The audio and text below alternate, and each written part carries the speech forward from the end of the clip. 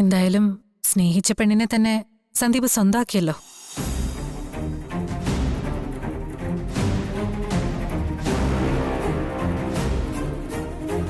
അത് തന്നെ സമാധാനം.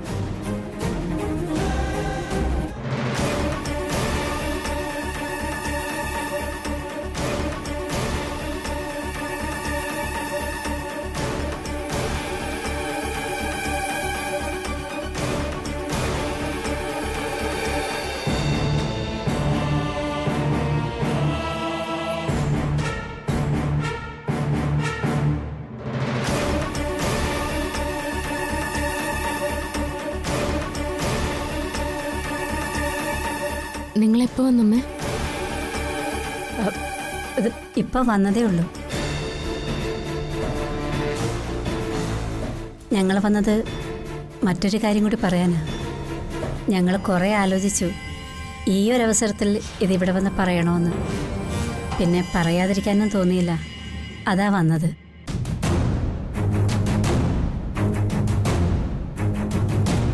എന്ത് കാര്യമായാലും നിങ്ങൾക്ക് പറയാലോ. അതിനെന്തിനാ ഈ മുഖവരെയൊക്കെ?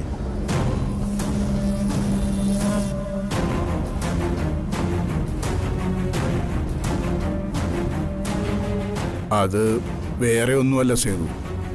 അന്ന് വീട്ടിൽ വന്നപ്പോൾ ആതിരയ്ക്കൊരു വിവാഹാലോചന വന്ന കാര്യം പറഞ്ഞിരുന്നില്ലേ? അത് ഞങ്ങളങ്ങ് ഉറപ്പിച്ചു.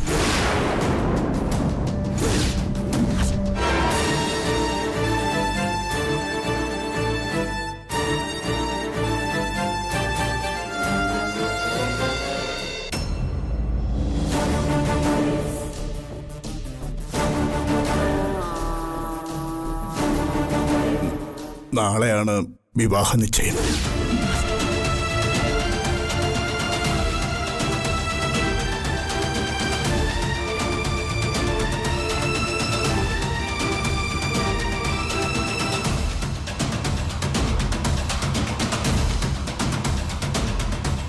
പെട്ടെന്നുള്ള തീരുമാനമായിരുന്നു. ഇവളോട് പോലും പറയാൻ പറ്റിയില്ല. ഇന്നലെ രാത്രി അജയന്റെ വീട്ടുകാരെ വിളിച്ച് നാളെ നടത്താമെന്ന് പറഞ്ഞത്. പിന്നെ ഞങ്ങൾ എതിർപ്പൊന്നും പറഞ്ഞില്ല.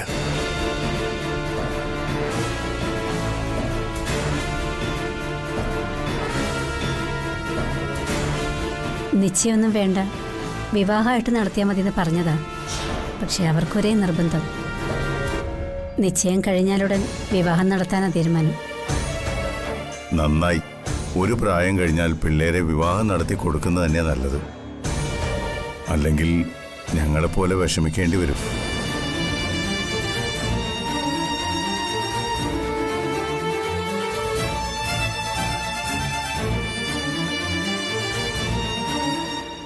ആതിരയ്ക്ക് നല്ല ആലോചന വന്നതും നിശ്ചയം നടത്താൻ പോകുന്നതൊക്കെ നല്ല കാര്യം തന്നെയാണ്. ഇവിടെ വന്ന് അറിയിച്ചതിൽ സന്തോഷമുണ്ട്. പക്ഷേ ഈ ഒരവസ്ഥയിൽ വരിക എന്ന് പറഞ്ഞാൽ അത് ശരിയാവില്ല മാഷെ.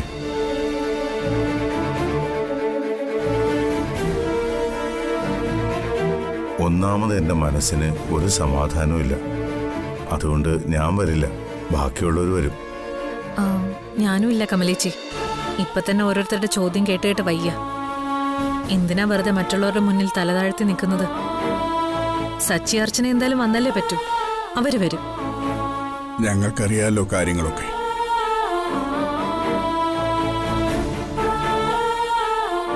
നിങ്ങൾ വന്നില്ലേലും നിങ്ങളുടെ അനുഗ്രഹവും പ്രാർത്ഥനയും ഞങ്ങൾ മോക്കുണ്ടാവണം. അത് പ്രത്യേകം പറയേണ്ട കാര്യമുണ്ടോ മാഷെ? എൻ്റെ സ്നേഹയെ പോലെയല്ലേ എനിക്ക് ആതിരയും. വിവാഹത്തിന് എന്തായാലും ഞാനുണ്ടാവും, മുന്നിൽ തന്നെ. അത് മതി. എന്നാ നമുക്കിറങ്ങാൻ കമലേ. എന്നാ ഇറങ്ങട്ടെ. ഒന്ന് രണ്ട് സ്ഥലത്തൂടെ കയറാനുണ്ട്. ആയിക്കോട്ടെ. ഇറങ്ങട്ടെ മോളെ.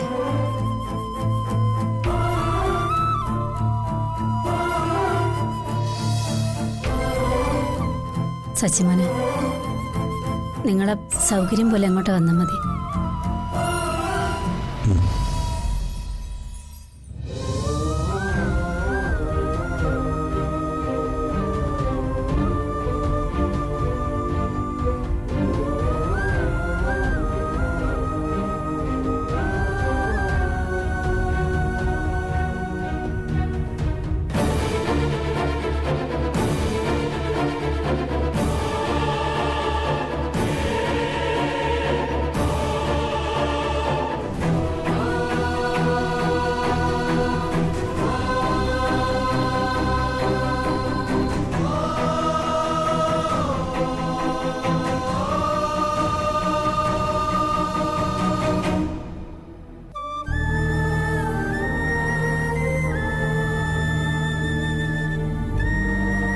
നിങ്ങൾ ഇന്നങ്ങോട്ട് വരുമോ? ഇന്നിന് വരാൻ പറ്റില്ലമ്മേ. നാളെ രാവിലെ വരാം. നിങ്ങളോട് ഇന്നലെ തന്നെ ഫോണിൽ വിളിച്ച് പറയണമെന്ന് കരുതിയതാ. പിന്നെ ഇങ്ങോട്ട് വരുന്നതുകൊണ്ടാ ഫോണിൽ കൂടെ പറയാതിരുന്നത്. അതൊന്നും സാരമില്ലമ്മേ. ഇപ്പോഴെങ്കിലും ഞാൻ അറിഞ്ഞല്ലോ. മോളെ, നീ അതിൽ വേറൊന്നും കരുതണ്ട. ആദ്യ ഈ വിവാഹത്തെ സമ്മതിച്ചപ്പോൾ തന്നെ പകുതി ആശ്വാസമായി. ഇനി അവൾ ഓരോന്ന് ആലോചിച്ച് വിഷമിച്ച് തീരുമാനം മാറ്റിയ നമ്മൾ വീണ്ടും വിഷമിക്കേണ്ടി വരും. പിന്നെ ഇതുപോലെ സന്ദർഭം കിട്ടിയെന്ന് വരില്ല. ആർക്കാച്ച ഈ വിവാഹം നടത്താൻ ഇത്രയും തിടുക്കം? അവളുടെ ഈ അവസ്ഥയില് എങ്ങനെയാ നിങ്ങൾക്കൊക്കെ ഇങ്ങനെ ചിന്തിക്കാൻ തോന്നുന്നേ? വല്ലാത്ത കഷ്ടാണമ്മേ. ഞങ്ങളാരും അവളെ നിർബന്ധിച്ചിട്ടില്ല. അവളായിട്ടാ ഇങ്ങോട്ട് പറഞ്ഞത്. ഈ വിവാഹത്തിന് സമ്മതാണെന്നും വേഗം നടത്തണമെന്നും. വേഗം ഇത് നടത്തിക്കൊടുത്ത അവളുടെ ഈ അവസ്ഥയ്ക്കൊരു മാറ്റം വരും. അത് മാത്രമേ ഇപ്പം ചിന്തിക്കുന്നുള്ളൂ.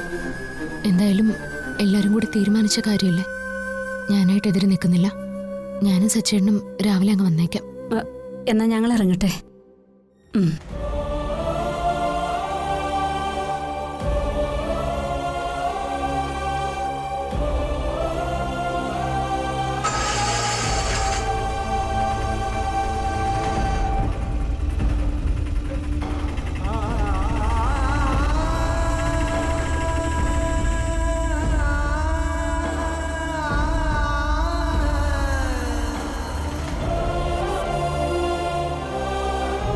അർച്ചന, ഇതിപ്പോ ഇത്രയായ സ്ഥിതിക്ക് നമ്മൾ എന്താ ചെയ്യാ?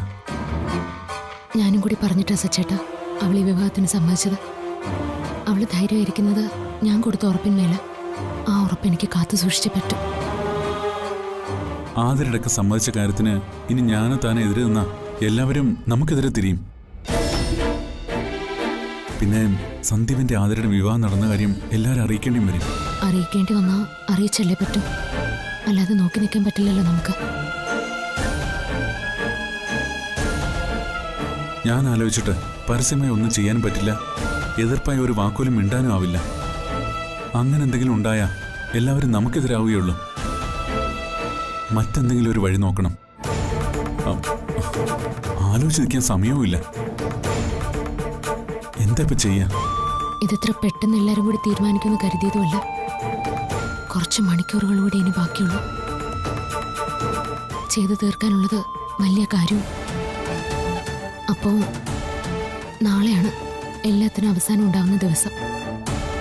നമ്മൾ അവസാനം ഉണ്ടാക്കേണ്ട ദിവസം. ആതിരയ്ക്ക് സന്ദീപിന് നമ്മൾ വാക്കു കൊടുത്തതാ. എന്തു വന്നാലും അവരെ ഒന്നിപ്പിക്കുമെന്ന്.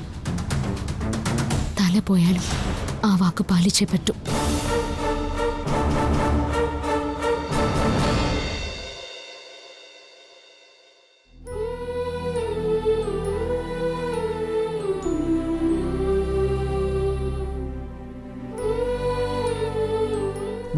പറഞ്ഞെത്രയുണ്ട്?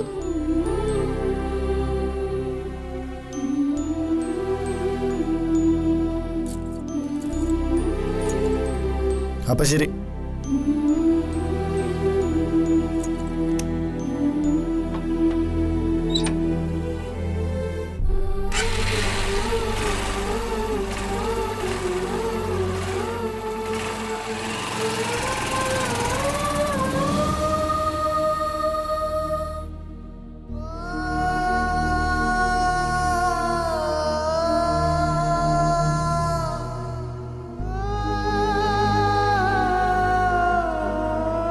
ബൈക്ക് വിറ്റു അല്ലേ അനുപേട്ട?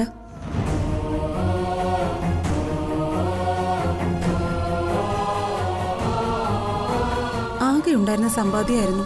അത് വിൽക്കേണ്ടിയിരുന്നില്ല. ഞാൻ കുറെ ആലോചിച്ചതിനു ശേഷം അങ്ങനെ ഒരു തീരുമാനം എടുത്തത്.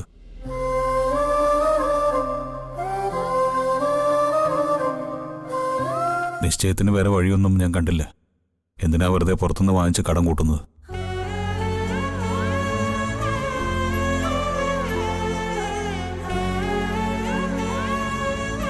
ഒരാവേശത്തിനടുത്ത് കൊടുത്തെങ്കിലും ഇപ്പം അത് വേണ്ടായിരുന്നു എന്നും തോന്നുന്നുണ്ട്. യന്ത്രമായാലും അത് മറ്റൊരാൾ കൊണ്ടുപോയപ്പോൾ മനസ്സിനൊരു നീറ്റില്. സ്വന്തം പോലെ കരുതി ഇഷ്ടപ്പെട്ടതുകൊണ്ടാവും. സ്നേഹിക്കുന്നിടത്തുനിന്നെല്ലാം തിരികെ ഇതാണല്ലോ കിട്ടുന്നത്. അനുപേട്ട, നിശ്ചയത്തിന് ഇത് തികയോ? ഇതും പിന്നെ അച്ഛൻ്റെ കയ്യിൽ കുറച്ച് പൈസ ഉണ്ടെന്ന് പറഞ്ഞു. അതുകൂടെ ആകുമ്പോൾ തികയും.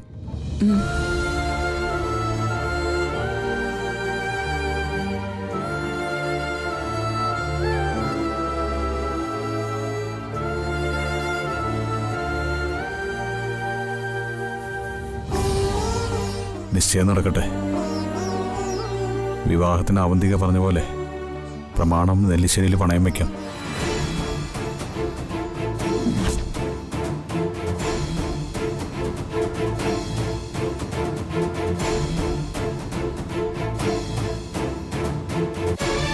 ഒക്കെ നല്ലതുപോലെ ഒന്ന് നടന്നാൽ മതിയായിരുന്നു. നടക്കും അനുപേട്ട. ഇനിയൊരു തടസ്സവും മുന്നിലില്ലല്ലോ. എല്ലാം ഭംഗിയായി തന്നെ നടക്കും. നമ്മുടെ കഷ്ടപ്പാടുകൾ ഈശ്വരൻ കാണുന്നുണ്ടല്ലോ. ആ വണ്ടി വിറ്റ കാര്യം തൽക്കാലം നീ ആരോടും പറയണ്ട. പ്രത്യേകിച്ച് ആവണിയോട്. അവക്കത് വലിയ സങ്കടവും. അച്ഛാ,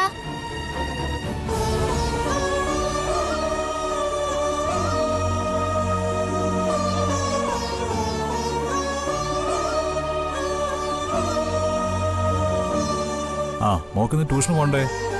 എന്തിനാ അച്ഛൻ നമ്മുടെ ബൈക്ക് കൊടുത്തത്? ആ അതിന് ബൈക്ക് കൊടുത്തില്ലല്ലോ. അത് അച്ഛൻ്റെ ഒരു കൂട്ടുകാരൻ കൊണ്ടുപോയതല്ലേ. അച്ഛൻ എന്നോട് കള്ളം പറയണ്ട. അച്ഛൻ അമ്മയോട് പറയുന്നത് ഞാൻ കേട്ടല്ലോ. അത് മോളെ, ആതിരാൻ്റിയുടെ വിവാഹ നിശ്ചയം നടത്താൻ അച്ഛൻ്റെ കയ്യിൽ പൈസ ഒന്നും ഇല്ലായിരുന്നു. അതുകൊണ്ടാണ് നമ്മുടെ വണ്ടി കൊടുത്തത്. മോള് വിഷമിക്കണ്ട. പൈസയൊക്കെ അച്ഛൻ്റെ കയ്യിൽ വരുമ്പോൾ നമുക്ക് നല്ലൊരു ബൈക്ക് വാങ്ങാം. ഒത്താ നമുക്ക് ഒരു കാറ് തന്നെ അങ്ങ് മേടിക്കാം. പോരെ? മോള് വിഷമിക്കണ്ട.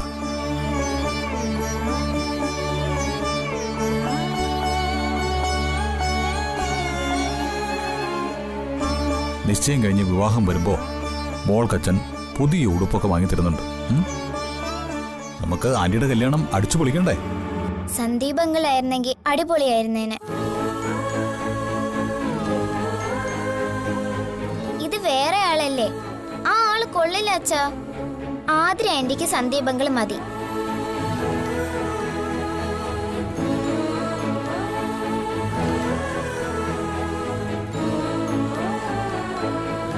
ആവണി, നീ ഇങ്ങ് വന്നേ. വല്ലതും കഴിക്കാം. ബാ.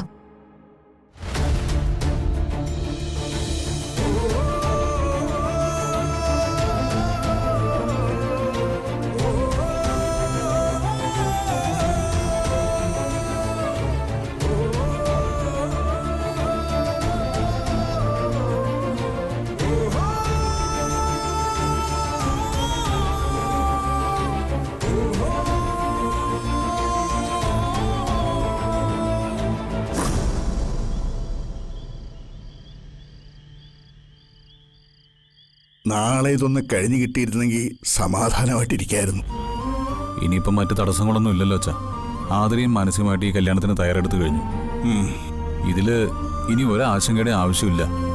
അതെ, ഇനി പഴയതിനെ കുറിച്ച് നമ്മൾ ആരും ഒന്നും ഓർക്കുകയും വേണ്ട, അവളെ ആരും ഓർമ്മിപ്പിക്കുകയും വേണ്ട. അവളായിട്ട് ഇങ്ങോട്ട് വന്ന് സമ്മതിച്ചതല്ലേ? മനഃപൂർവ്വം നമ്മൾ അവളെ വിഷമിപ്പിക്കാൻ വേണ്ടി എന്തെങ്കിലും പറയൂ കമലേ?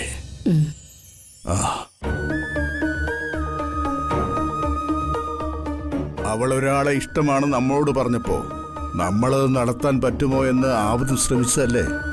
അല്ലാതെ നമ്മൾ ആരും എതിർത്തില്ലല്ലോ. ഇതിപ്പോ വേറെ നിവൃത്തിയില്ലാത്തതുകൊണ്ടല്ലേ ഇങ്ങനെ ഒരു വിവാഹത്തെക്കുറിച്ച് ആലോചിച്ചത്. ഇതെല്ലാം അവക്കും അറിയാം. അതുകൊണ്ടല്ലേ അവളിപ്പോ എതിർത്തൊന്നും പറയാത്തത്. അല്ലെങ്കിൽ ഈ വിവാഹം നടക്കാൻ ഒരു എതിർപ്പും ഇല്ലായിരുന്നു. അർച്ചന ഇവിടെ വന്ന് ഓരോന്ന് പറയുമ്പോഴാ ആതിരയുടെ മനസ്സ് മാറുന്നത്.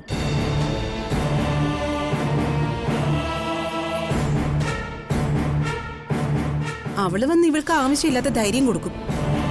ഇത്രയും നാളും അർച്ചന കൊടുത്ത ധൈര്യം ഇപ്പൊ കൊടുക്കുന്നില്ലല്ലോ. അവൻ അവന്റെ ഇഷ്ടത്തിനൊരു ജീവിതം തെരഞ്ഞെടുത്തു കഴിഞ്ഞു. അതുപോലെ തന്നെ ആതിരയും. നാളെ ഇതിനൊക്കെ അർച്ചന എന്തെങ്കിലും മുടക്കം പറഞ്ഞു വരുമെന്നാ എന്റെ പേടി. ദേ, ഞാൻ ഇപ്പോഴേ ഒരു കാര്യം പറഞ്ഞേക്കാം. ഇല്ലായ്മയിൽ നിന്നുകൊണ്ടാ ഇത് നടക്കുന്നത്. അർച്ചന വന്ന് 2 ഡയലോഗ് പറയുമ്പോ ആരുടെ മനസ്സ് മാറരുത്. ഇതിലിനി ആര് വന്ന് എന്ത് പറഞ്ഞാലും നമ്മളിത് നടത്തും. അർച്ചന എന്തെങ്കിലും പറഞ്ഞു വന്നാ ഞാൻ നോക്കിക്കോളാം. ഇപ്പൊ ഇതൊക്കെ പറയും. അർച്ചന വന്ന് 2 ഡയലോഗ് അടിക്കുമ്പോ എല്ലാവരുടെയും തീരുമാനം മാറ്റുകയും ചെയ്യും. ഞാൻ നോക്കിക്കോളാം എന്ന് പറഞ്ഞതേ എല്ലാ അർത്ഥത്തിലും കൂടി തന്നെയാ.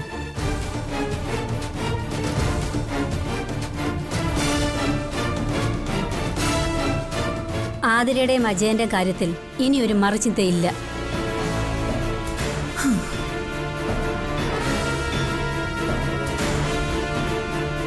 ആരിതിനെതിരെ നിന്നാലും അതിപ്പോ അർച്ചനയാണെങ്കിലും ഞാനും മാഷും വകവെച്ച് കൊടുക്കില്ല.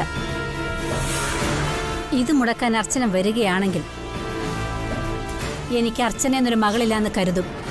അത്രേ ഉള്ളൂ.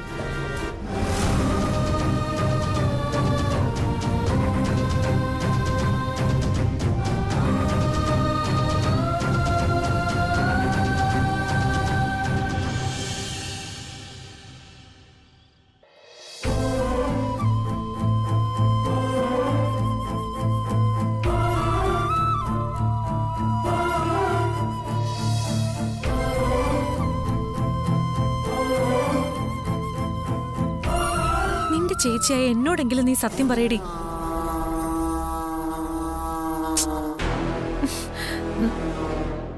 നീ ഇപ്പൊ ശരിക്കും എവിടെയാ?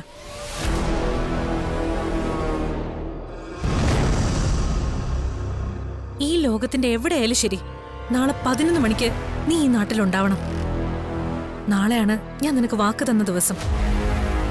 അതായത് നിന്റെ വിവാഹ ദിവസം.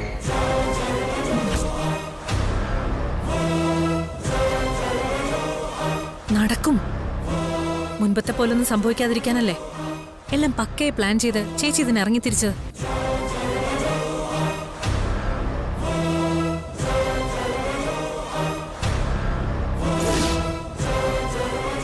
അവൾ ഇവിടൊക്കെ തന്നെയുണ്ട്.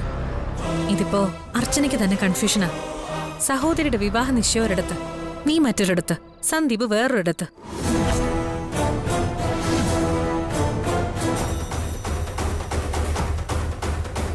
പിന്നെ അർച്ചന പറഞ്ഞിട്ട് ആതിര വിവാഹ നിശ്ചയത്തിന് സമ്മതിച്ചെന്നാ പറഞ്ഞേ.